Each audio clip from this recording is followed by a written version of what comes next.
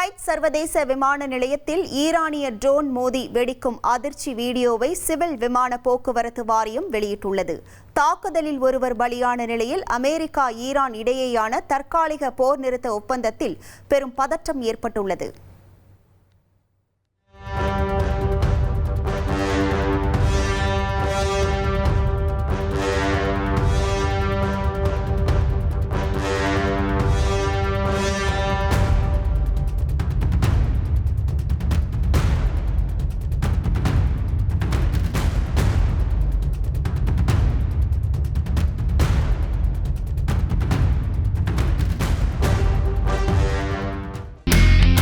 இனி செல்லும் இடமெல்லாம் செய்தி.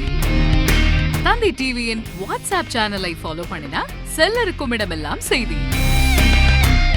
இதோ QR கோட் இப்பவே ஸ்கேன் பண்ணுங்க, ஃபாலோ பண்ணுங்க.